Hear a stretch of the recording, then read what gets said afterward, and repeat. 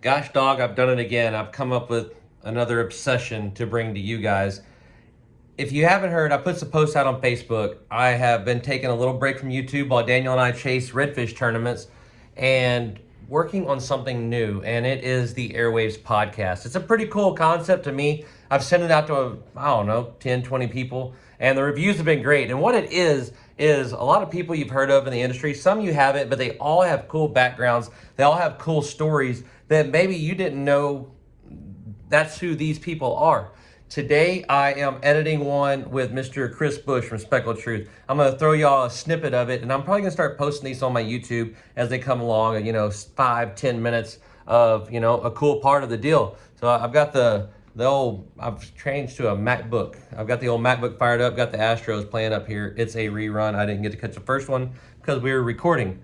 But that's what this is. That's why this video is different than what y'all have seen before on my channel. And I'm going to continue to do the teaching, learning stuff, but we're going to start filling in some of this. And then the Airways Podcast is going live this week. I've got 5 of these recorded already, and we're going to start publishing them, putting them places you can find them. So, hey, leave a comment down below. Let me know what you think of this. Like I said, I think it's entertainment. I think it's fun. If you think it's cool, hit the like. Give me some feedback. Let me know. Whether you like it or not, I'm going forward with it because we are having a blast doing it. Me and Tattoo Mike over here in the studio a couple of days a week, knocking it out. But that is the different kind of stuff you are seeing on Captain Caleb TV this year. I've seen Maverick Top Gun twice now. All right. And I've got a Navy guy. Mike, you did some aircraft carrier work, right? Yeah, I've been on an aircraft carrier a few times. Okay. Yeah. And we got a man that knows all about the flyboys over here. And the one thing that I did learn about was the call signs, right? So you've got like Maverick and Phoenix and all this. And the naval pilots that I either knew or listened to or whatever, they're like, that is such crap because the naval, like your call sign is something they're making fun of you. It's somewhere you screwed up. That's your call sign. And then the dude says, except Air Force guys, they've always got cool call signs because that's what they're all about is their cool little call signs, right? Yeah. And I can't, man. I think if I were a pilot, my name would have to be like Skipjack or something. It probably. So hey, quick story on that, right? And that could be, it's a little bit of truth. It's probably like 80-20 there. But so my first assignment in the Air Force was Kunsan, Korea. So, take this guy, this young man from Southeast Louisiana, grew up, born and raised there. And I don't have much of an accent. I lost it over 20 years. But if my mom and dad come back, or my brother or somebody from back home, I'll pick it back up. But I've been able to kind of operate around that accent. And so when I first went to Kunsan,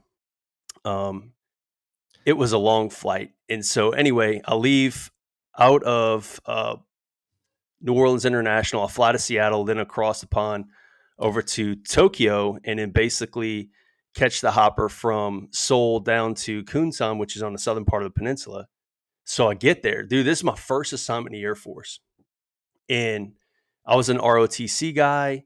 And so, we ROTC guys are just kind of doing it as an elective at LSU or wherever you're going through.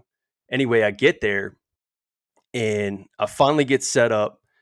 And as soon as the plane lands into Kunsan, they start playing Welcome to the Jungle over the loudspeaker in the actual plane itself. I'm like, what the hell? And so the guy next to me, still a really good friend of mine, his call sign's Mad Dog. He was an actual 16 guy, and I was going to work for an F-16 fighter squadron.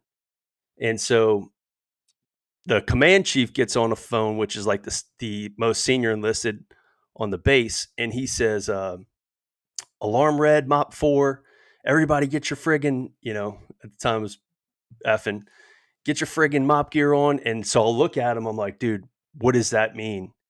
And he's like, dude, that's your chemical gear. And so anyway, I get in there, we in process, we get into my hotel room or billeting, lodging room.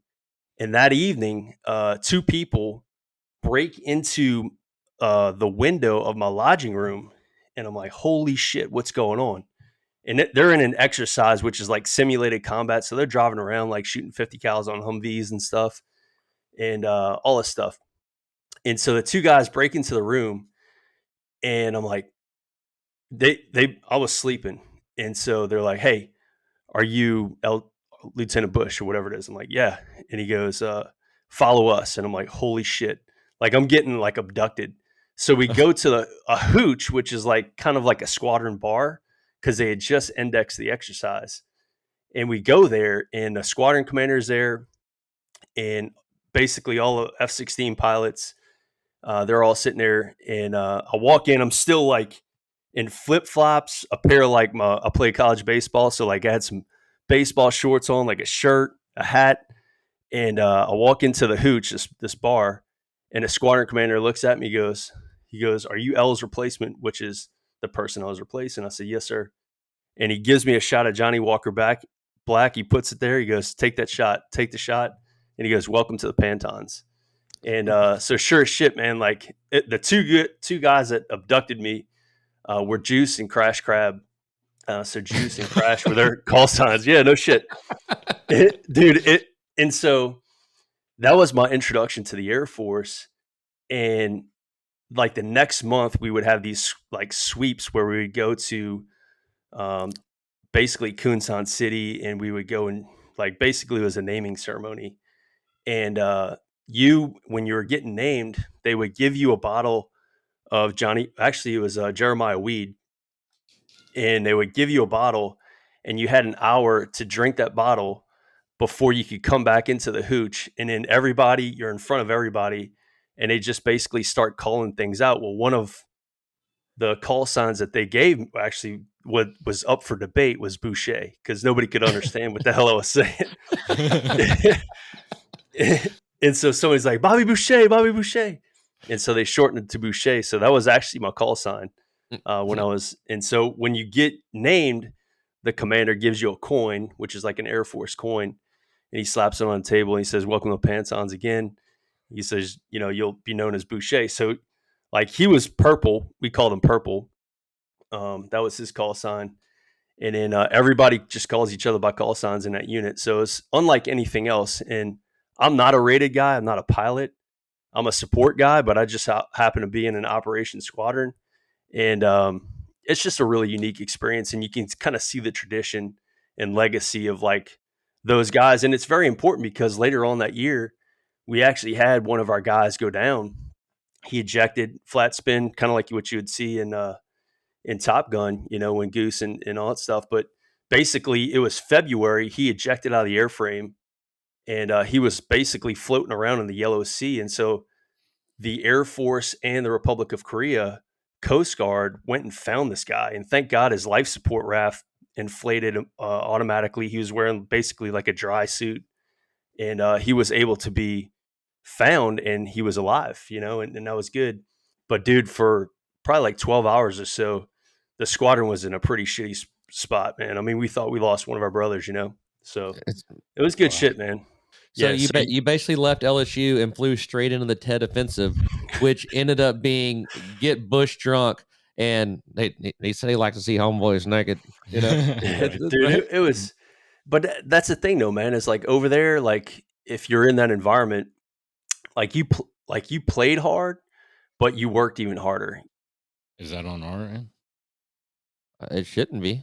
Oh yeah, I lost internet, dude. If my kid went and unplugged the fucking router again,